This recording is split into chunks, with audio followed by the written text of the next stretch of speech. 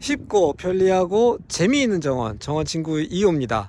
드디어 영천에 있는 주택정원 이야기가 오늘 마지막 편입니다. 앞에 8편을 올려드렸는데 현장 속의 생생한 이야기 들어보시니까 어땠어요? 좀 많이 도움이 되셨나요? 현장의 소음들, 현장의 작업자들의 손놀림들 아마 즐거우셨을 거라 생각합니다. 지금 마지막 영상은 그러면 전체적으로 공간을 어떻게 우리가 완성해 나갔는지 하고, 또 여기는 식재를 우리 여기 정원 친구가 직접 할 거기 때문에 어떻게 이 친구에게 식재 안내를 해줘야 이 정원이 성장할 수 있는지, 그거에 대한 부분들에 대해서 함께 공유해 보도록 그렇게 하겠습니다. 자, 출입문을 먼저 들어가게 되어지는데, 출입문에서 이쪽에 담장에 있는 부분들을 저희가 담장을 이렇게 쳤잖아요. 근데 어떠세요, 여러분들? 보통은 이 담장을 치면 앞으로 이렇게 쫙 피지 않아요? 근데 저는 약간 안쪽을 들였습니다. 여기 왜 들였지? 담장을 일지를 안 하고. 이 정원의 이름은 저는 친구의 정원으로 했습니다. 누구의 정원이요? 친구의 정원. 친구의 정원으로 해놨기 때문에 사람들한테 이 정원이 내가 없더라도 너희들한테 나는 인사하고 싶어 라는 뜻으로 친구의 정원이라고 그렇게 이름을 붙여봤습니다. 그런 거죠. 이쪽에 정원이 있으니까 담벼락에서 우리 정원이 다 보이지 않더라도 이 공간을 통해서 친구들한테 너를 내가 환영해 라고 하는 인사를 대신해 줄 수 있는 그런 주인의 여유로움이 보여지는 정원이죠. 딱 먼저 들어오게 되어지면 여기는 주차장이고요. 그 다음에 여기는 정원으로 가는 길인데, 이쪽은 채마밭이에요. 그러니까 텃밭에 대한 작물들이 많이 있을 거고요.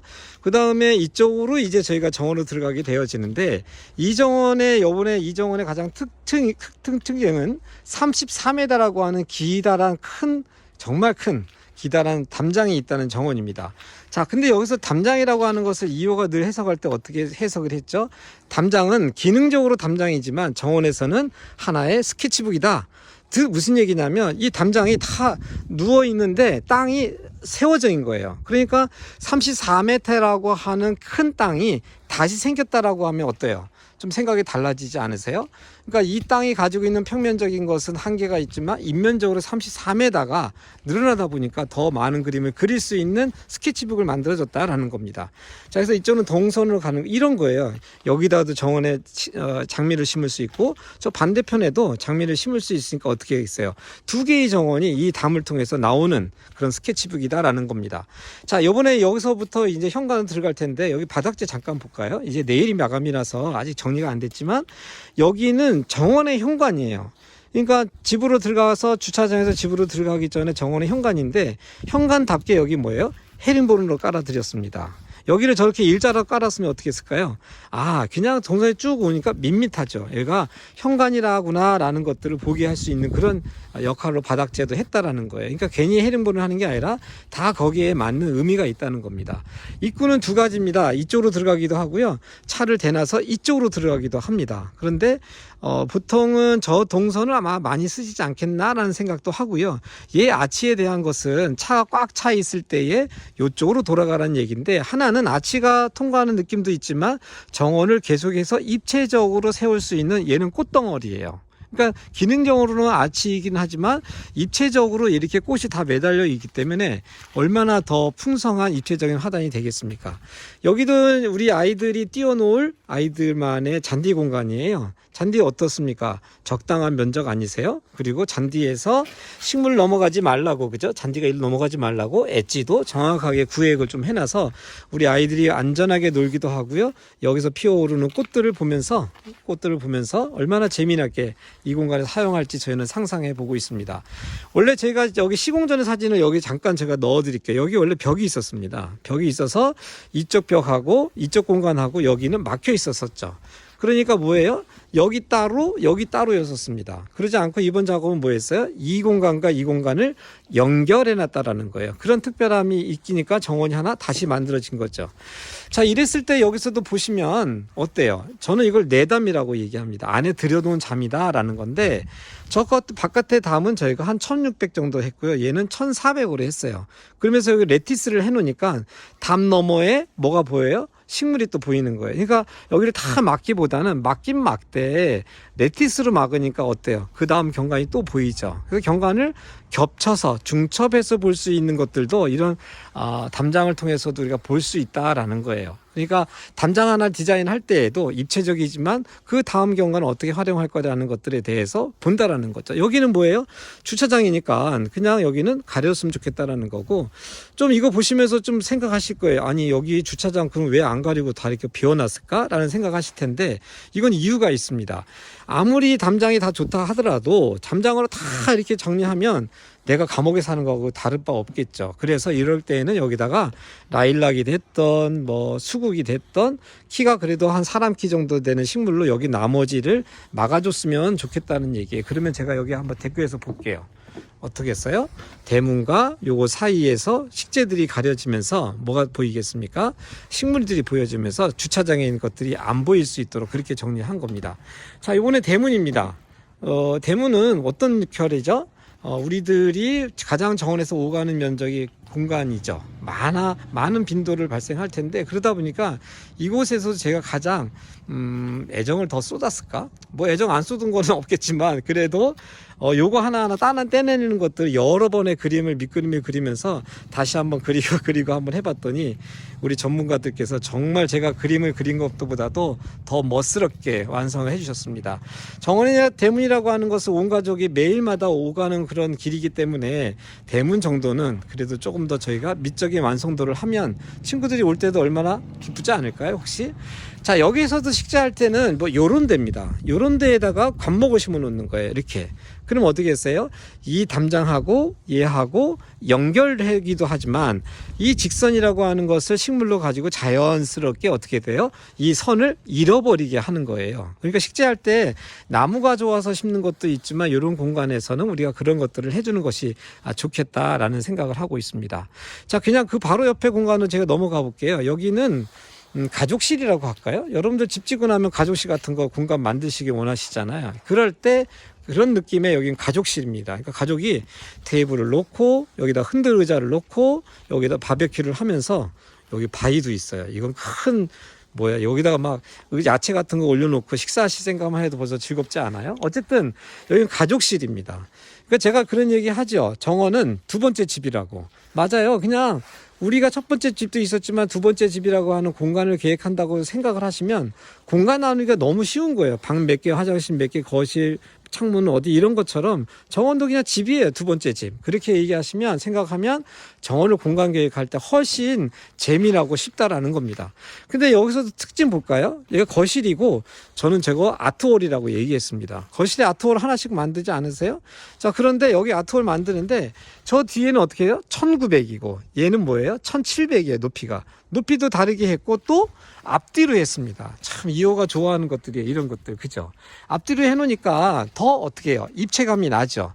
작은 정원일수록 땅을 높이거나 땅을 낮추거나 아니면 이 담장을 뒤로 하거나 앞으로 하나 높게 하나 낮게 하나 해서 공간을 사람들이 들어왔을 때 지루하지 않게 해준다는 것을 목표로 계속 우리는 디자인에 적용을 하게 됩니다. 그런데 여기 가만히 보면 이 공간을 만들어 놓은 것은 아치를 흔들그네 놔둘 거예요. 흔들그네가 여기 안에 쏙 들어가서 왔다 갔다. 그리고 저 아치 담장은 이 흔들 의자를 감싸 안듯이 공간이 되어지죠. 이럴 때 여기에서도 큰 나무가 좀 필요하잖아요. 그럴 때에는 한 요쯤 정도에서 큰 나무가 올라와서 요렇게 덩어리를 만드는 거예요. 여기 지점에서. 그 다음에 여기에서도 전체 베드가 하나 이렇게 만들어졌잖아요. 만들어졌는데 여기에서도 교목 정도 하나는 요 지점에서 지금 나오는 거 괜찮습니다. 이 지점에서 나오면 어떻게 될까요? 이 가운데 공간이, 거실이라는 공간이 낮은 초화가 있는 것보다는 이 공간을 이 큰 나무 하나가 이렇게 보호해준다 할까? 안아준다고 할까? 뭐 그런 느낌의 교목나무가 하나 내가 좋아하는 게 있다라고 하면, 뭐 저는 요런 정도의 나무라면 저는 팥배나무를 추천하고도 싶기도 합니다. 어쨌든 요런 정도의 교목이 하나 심기고 저 정도의 교목이 하나 심기면, 그럴 때 이럴 때에도 조심하셔야 될 거는 있어요. 여기서 심었는데 얘를 대칭적으로 심지는 않습니다. 그러니까 얘가 여기 심겼다 하면 얘는 약간 비대칭으로 이렇게 심어야 된다. 이게 대칭으로 심어 놓으면 되게 지루해질 수가 있는 거겠죠. 어쨌든 식재는 그런 것들도 생각하시고요. 큰 나무가 심겨지고 나면 이제 중간중간에 작은 나무들이 심을 공간들이 생깁니다. 즉 지루한 담장이 쭉 갈 수 있지만 거기를 큰 나무들이 이제 감목들이 심겨지는 거예요. 그러면 어떻게 해서 담장이 나타났다가 사라졌다가 나타났다가 사라졌다가 반복해지면서 지금은 긴 담장이 보이지만 나중에는 식물을 감춰져서 담장이 일부분만 이렇게 보이도록 되겠죠. 잠깐 식재 얘기 좀 했었고요. 디자인적으로도 보면 여기에서는 뭐죠? 이 디자인은 되게 뭐예요? 디자인적으로 힘을 좀 줬습니다. 조금은. 근데 얘는 어떻게 했어요? 편하게 쭉 폈습니다. 그러니까 아무리 디자인이 좋다 하더라도 모든 요소마다 디자인을 너무 과하게 하는 것보다는 편안하게 펴져서 디자인이 그냥 사라지듯이, 그죠? 이 정원, 이 디자인이 이 디자인으로부터 그냥 사라져서 날아가 버리듯이 이 디자인을 만들어주는 게 좋다. 이거 너무 과한 디자인은 우리가 좀 피하는 것도 어떨까라는 생각을 합니다. 전체적으로 지금 평면도 제가 이성에서 아니죠. 드론에서 찍은 거 하나 지금 올려드릴 건데 보시면 저런 공간이 하나 생긴 게 보일 텐데 원래 설계할 때는 저런 공간이 없었어요. 근데 한번 제가 글로 넘어가 볼게요. 넘어가기 전에 우리 여기 정원주 친구가 여기 거실에서 앉아서 여기를 보는 걸 가장 좋아한다고 처음에 얘기했습니다. 많은 시간을 저 집에서 보낼 때 이런 모습에서 보이는 거예요. 그런데 원래 어찌했어요? 이렇게 직선이었는데 제가 여기를 뺐죠. 빼고 하니까 제가 앉았다고 이렇게 볼까요? 그거 어떻게 보이세요? 훨씬 내 앞에 꽃이 좀 더 있고, 그죠? 꽃이 내 앞에 있고, 그 다음 또 멀리도 있고. 그래서 원근감을 어떻게 이 식물을 통해서 내가 만들어낼 거냐라는 것들도 정원에서 식재할 때 우리가 공간을 찾을 때 계속 바라보는 겁니다. 장기적으로 이 정원은 여기 지금 이 천장을 제가 일부 좀 뜯어내면 어떨까라는 제안을 좀 했습니다. 뜯어서 여기도 우리가 정원으로 좀 만들면 아마도 이 정원에 지금이 부피감을 느껴지는 게 한 열이라면 저게 2가 더해지더라도 사실은 이건 15, 17 정도의 공간감을 느낄 거다 사람이 그런 얘기 했고요.